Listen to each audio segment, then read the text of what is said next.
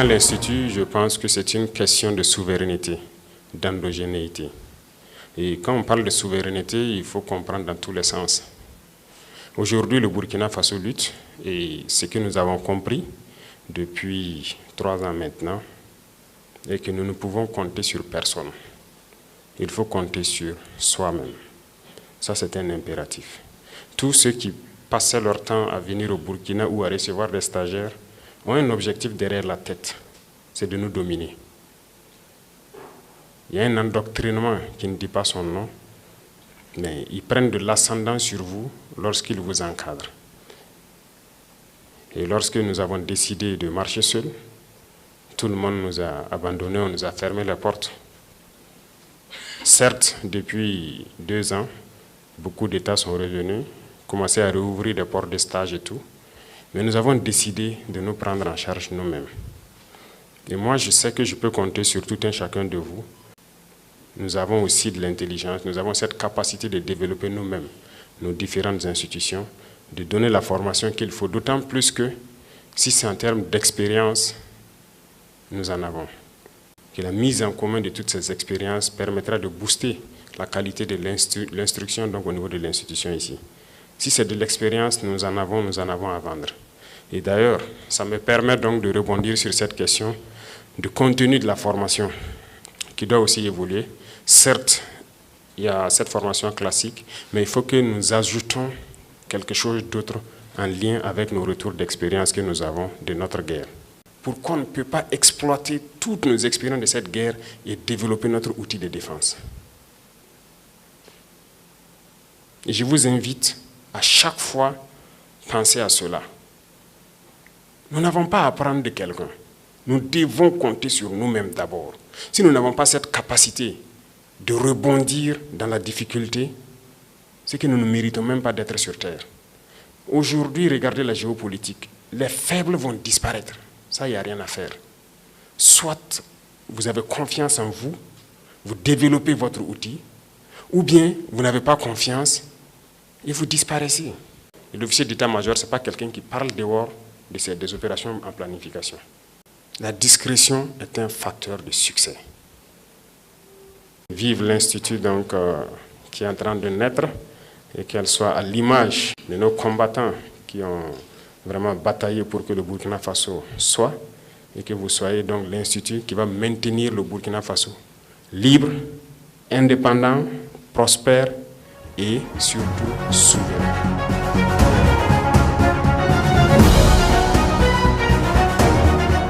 Du Faso, chef de l'État, chef suprême des forces armées nationales.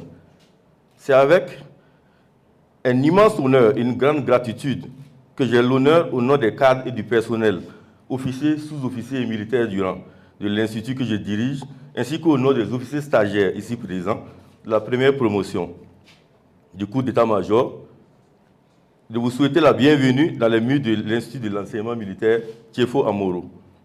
Cette visite de votre part est la première depuis sa création, née de votre vision stratégique et votre volonté inébranlable de doter le Burkina Faso d'un outil de souveraineté pour la formation de ses propres cadres militaires. Cela marque un jalon historique et témoigne de l'importance capitale que vous accordez personnellement à la formation d'une élite militaire de notre nation, capable de concevoir et de mettre en œuvre notre propre approche de la défense et de la sécurité face aux défis sécuritaires. Votre initiative répond au besoin impérieux de ne plus déléguer la formation de nos officiers supérieurs et de renforcer le lien entre la nation et son armée. Inscrit dans la dynamique de l'Alliance des États du Sahel, la devise que vous nous avez donnée, « Penser la guerre, préparer la paix », nous oriente à former des officiers aptes à anticiper et contrer les menaces, notamment l'hydre terroriste.